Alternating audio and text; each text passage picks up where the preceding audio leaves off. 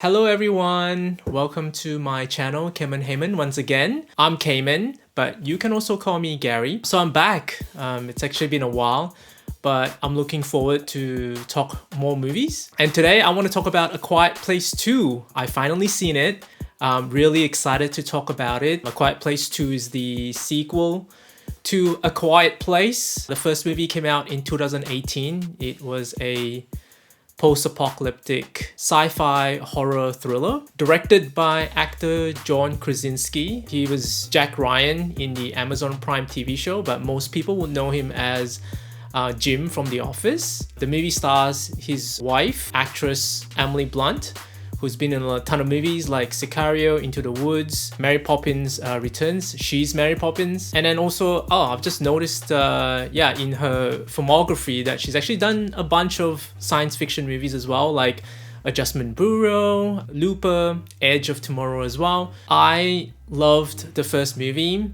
I thought it was really well directed. It was excellent. It was a great sort of minimalist, silent movie, horror thriller. I thought the movie was incredibly smart. It had really great world building. So much of the movie was about visual storytelling.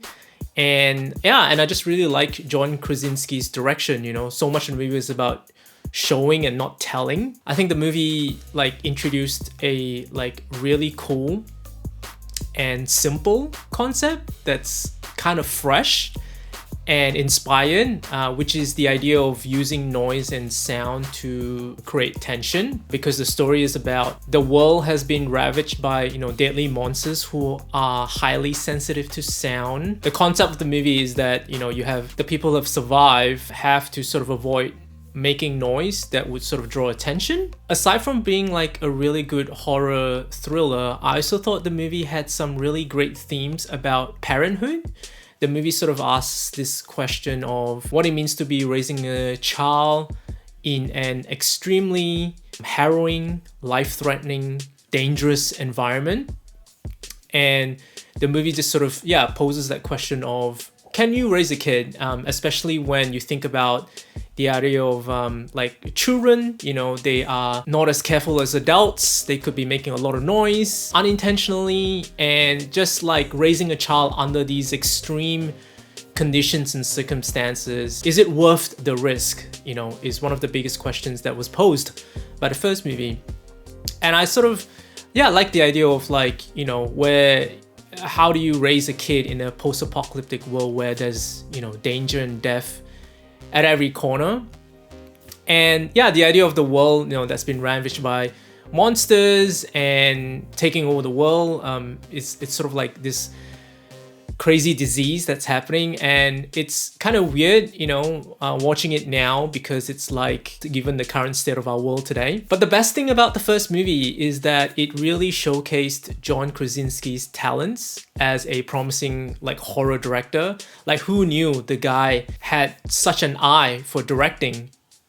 And who knew that John Krasinski, the Jim from The Office, had such an incredible talent behind the camera as well. That's really impressive.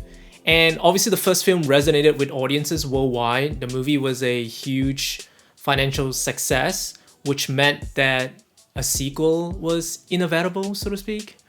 And there was a really strong demand to have a sequel, which brings us to A Quiet Place 2.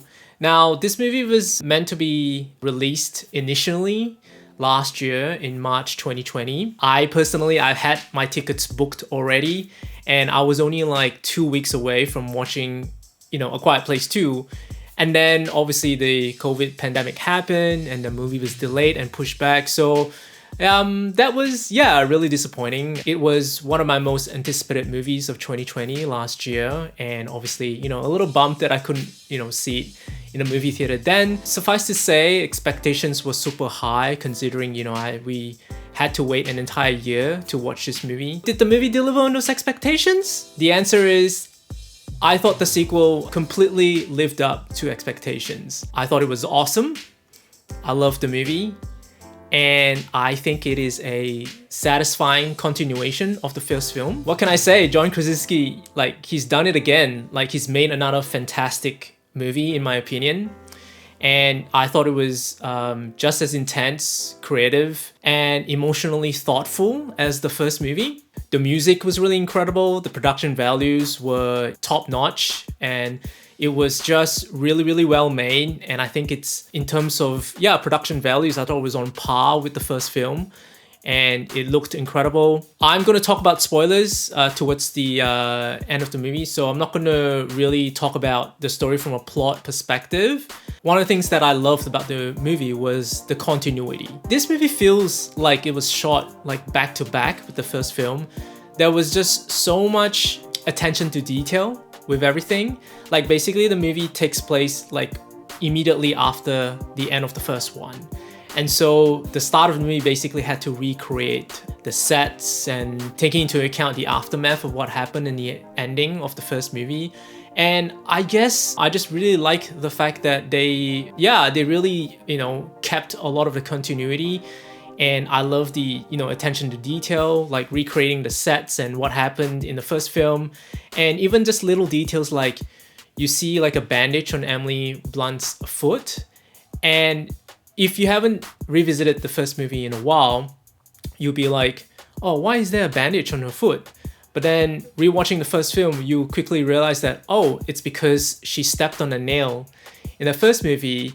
And I just like the fact that they paid attention to something like that, which could so easily have been dismissed. The other thing I really liked about the sequel is that it very much kept and adhered to the blueprint of the first film. And what I mean by that is that John Krasinski established some signature trademark directing choices in the film. And I've already sort of, mentioned some of them, like for example, the sort of silent movie storytelling where everything is sort of conveyed through, visual storytelling and showing and not telling. The slow burn pacing. The movie is very deliberate in terms of its pacing, how it's slow and everything's playing up in real time, and there's a slow build-up of tension and suspense. Another thing that was a huge aspect of the first film was the character-driven horror, where the action and the horror sequences are driven by characters, not the other way around. So many times you watch a movie and it's like, it feels like the director, we want to have an action sequence or we want to have a really cool set piece, and we try to write the story and the characters to accommodate that. And I felt like with this movie, it really felt like when there was an action sequence, when there was a horror set piece, it really feels like it came out, like organically through the story. And it's basically that was in the first film and it's here as well. Another thing that the first movie established is the idea of the opening sequence of the first film being like it's sort of its own short film. In the first movie, like the first 15 minutes is sort of like, you could almost watch it as like a short film. It was a great way to sort of establish the stakes, the mystery and the world, as well as the characters that we're following. The opening establishes the catalyst for what transpires after, and it sets up for what's going to happen next. And I felt like they did the same thing here as well. We basically have another really excellent opening sequence in this movie that's about 10 to 15 minutes long, and you can almost watch it as its own like little short story as well. And it was great. It was very thrilling. It was a really exciting like start to the movie. There was lots of like really cool camera movements, and the movie like very much felt in line with the style and the aesthetic of the first film. It really feels like a movie that was directed by the same person. The performances were amazing. Obviously, you've got Emily Blunt, who is phenomenal in everything she's in. I love her, and I would watch anything that Emily Blunt is in. The ending of the first movie sort of positions her as sort of like a badass by the end of the movie. But I really like the fact that John Krasinski did not lose sight of the fact that she was still a vulnerable like human being. He was still building her up to be like this fierce protector parent, but she was also vulnerable, and you get the sense that she was in danger like throughout the movie. Like nobody in this movie was safe. I really like the actress who played her daughter, Millicent Simmonds. I thought she stole the show in the first movie. And in this, she has an even bigger role to play as well. Like I've heard in interviews that John Krasinski mentioned that he wanted the daughter character to be the secret protagonist of the series. And you really get that sense in this movie. I thought she was amazing, very, very talented. The film sort of does a lot with her character who's like deaf. I think they go to some really interesting places with that. My only criticism is that, well, this is not really a criticism, but the actor who plays the son, it's very obvious that he has aged considerably between this movie and the last movie. Like, this movie is meant to be set directly after the end of the first one. You know, it's been a 2-year gap. So if you've seen the first movie recently and then you go and watch this one, you will notice like it's very obvious that he's grown up a lot. So I think it's like one of those things where you just have to like go with it and suspend your disbelief. Now, the question that I think most of you are wondering is it better than the first one? Which was very successful. It was critically acclaimed. A lot of people love the first movie, and obviously I know a lot of you guys are wondering, does this top the first one? And watching it the first time, I was sort of on the fence about that, but I've since seen it a second time, and I would say that I prefer this one. I like this one just a little bit more. And the reason why is because I think they do some interesting things with the set pieces. The movie pretty much, like I was saying before, using a lot of the blueprints that was established by the first movie in terms of the way they stage the horror sequences. And I felt like they used that same formula to create some really creative and nail-biting, intense like horror sequences. I thought the setting, obviously the world opened up just a little bit, and some of the setting was like, you know, really unique looking, like from a visual point of view. But most importantly, I think the reason why I like this one a little bit more is because I think the ending is a little bit stronger for me. But stronger in a sense, not because that he had a better ending for this movie.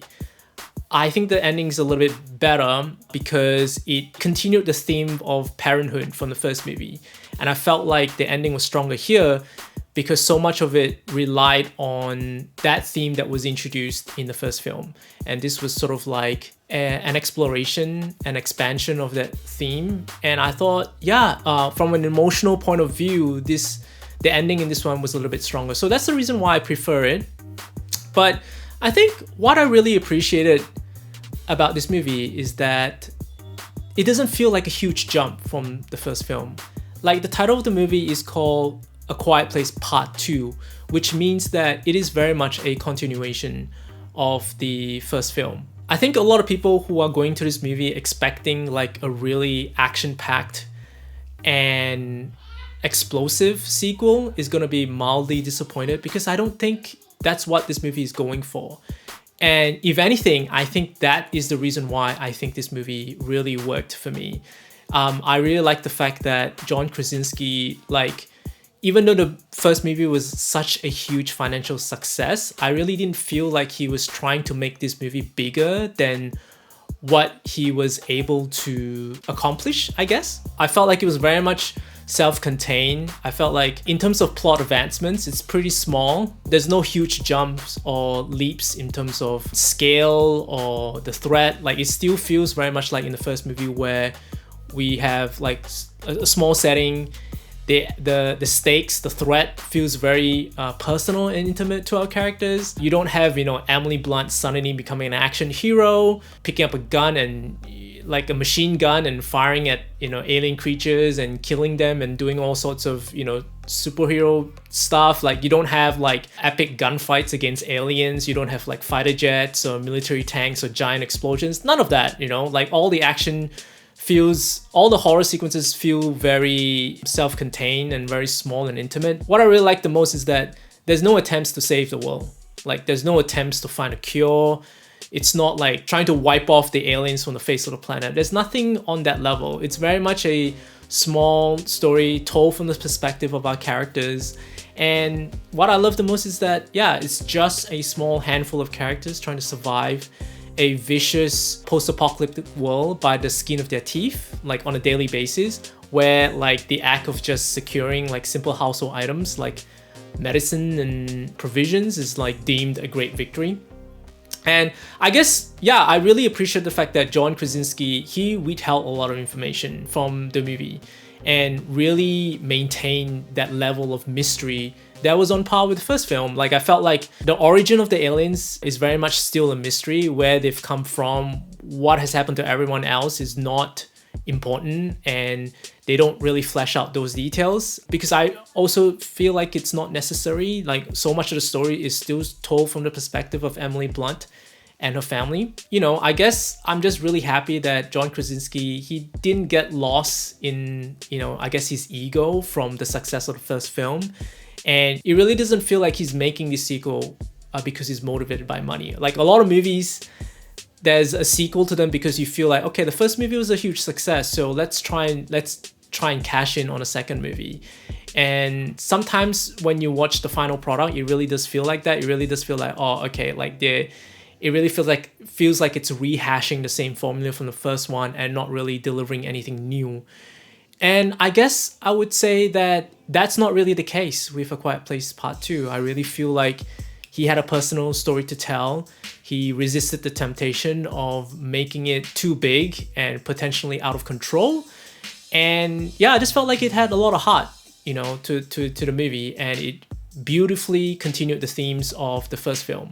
So overall, I really enjoyed the movie. I highly recommend it. If you loved the first one, then this is a must-see. It is my favorite movie of the year so far. Not only is it a very effective horror suspense thriller with like really high production values, but I also felt like it had a heart. It was quite emotional. I won't lie, I think I was emotionally choked up a little bit by the end. It had a beautiful 97-minute runtime. You know, it's short, doesn't overstay its welcome. You know, the ending sort of leaves things a little bit open-ended, but I think there's a possibility that they could make a third one.